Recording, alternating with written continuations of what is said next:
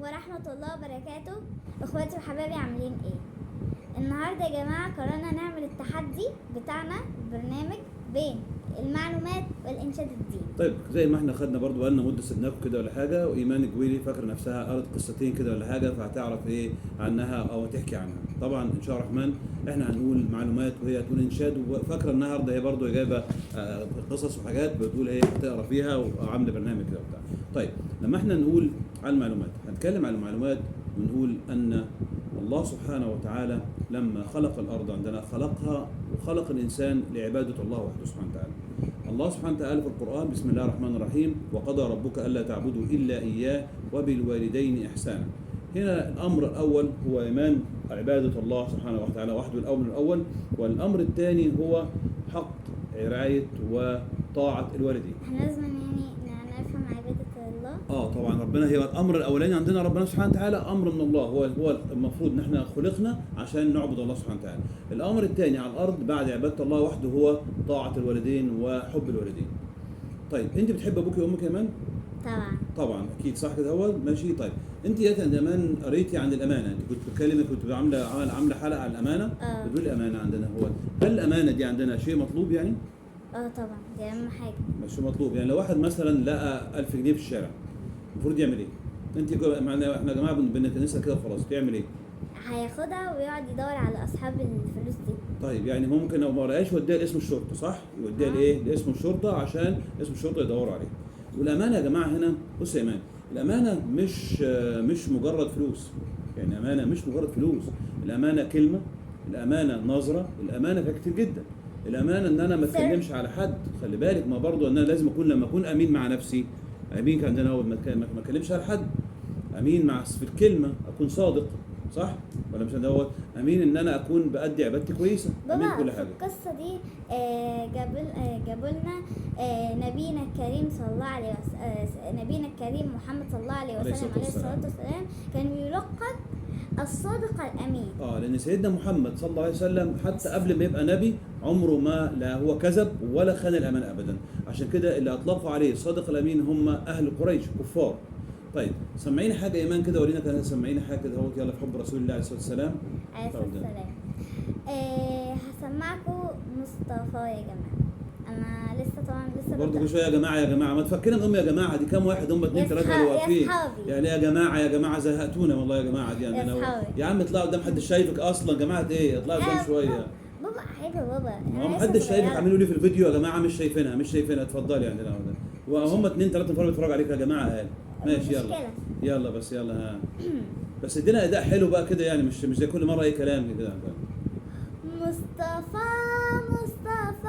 منبع للصفا سيد الأنبياء مشعل للوفاء كان في عطفه لليتامى دفاء. مصطفى منبع للصفا سيد الأنبياء مشعل للوفاء كان في عطفه لليتامى دفاع.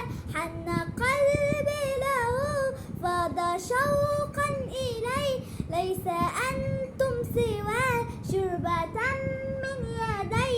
الصلاة عليه والسلام عليه. مصطفى منبع للصفا سيد الأنبياء مشعل للوفاء كان في عطفه لليتامى دفاع. صلى الله على سيدنا محمد عليه الصلاه والسلام. طيب ايمان برافو عليك انت، يعني قلتيها احسن من الاول. احنا فاضل لك كوبليه، فاضل لك حبه كمان ونسجلها ان شاء الله الرحمن باذن الله.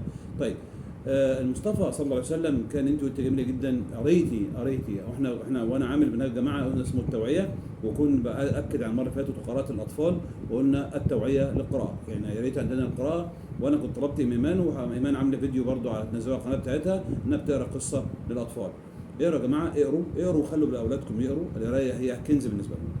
طيب طبعا اول كلمه في القران طبعا نزل اقرا، يعني ربنا ده وكلمه اقرا مش اقرا عشان يا ايمان اقرا في القران واقرا كده وخلاص، لا الله سبحانه وتعالى امرنا اول كلمه سيدنا جبريل، لما انت تعرف ان سيدنا جبريل هو المكلف بالوحي، هو اكبر الملائكه وهو لما نزل على بالوحي ايمان نزل في غار حراء.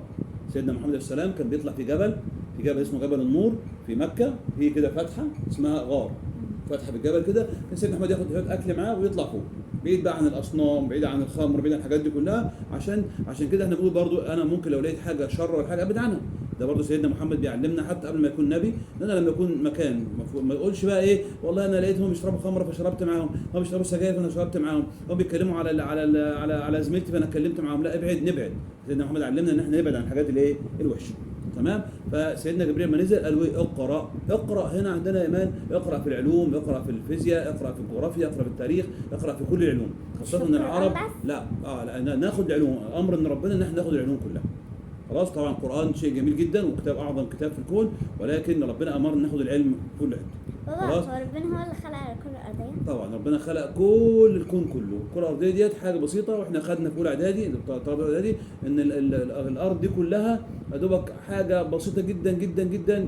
الشمس اكبر منها مليون مره. يعني تخيل الشمس دي اكبر من الارض مليون مره، وان الشمس دي عندنا نجم متوسط. يلا بختم منك كده ايمان بانشوده جميله كده بمزاجك اللي انت عايزاها كده. يلا صح حاجه كده جميله كده. بس عايزه اغني لكم انشوده اللي رايحين للنبي. طب يلا كده ورينا كده جميله كده. يلا قرب عشان الصوت. يلا.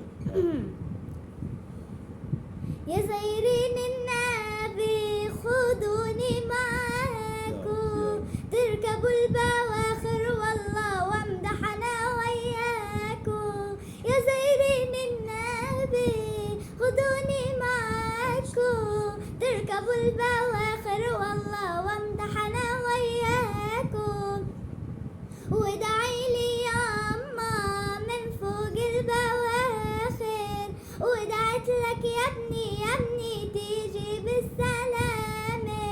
صلوا على النبي وزيدوا صلاته، ده اللي يلاقي القمر محمد ويفهم لغاته. يا زايرين النبي خدوني معاكم، تركبوا البواخر والله وامدح انا وياكم. شكرا يا ايمان، برافو عليك دهوت. اشكركم جدا، واتمنى يا جماعه ان شاء الله الرحمن ان انتم تشاركونا في الراي. اشتركوا في قناه ايمان، اشتركوا في قناتي، حاولوا تساعدونا، حاولوا ان انتم مش هتساعدونا مش هنكسب حاجه، ولكن بالدعم ان شاء الله الرحمن كده. شكرا لكم والسلام عليكم ورحمه الله وبركاته. مع السلامه.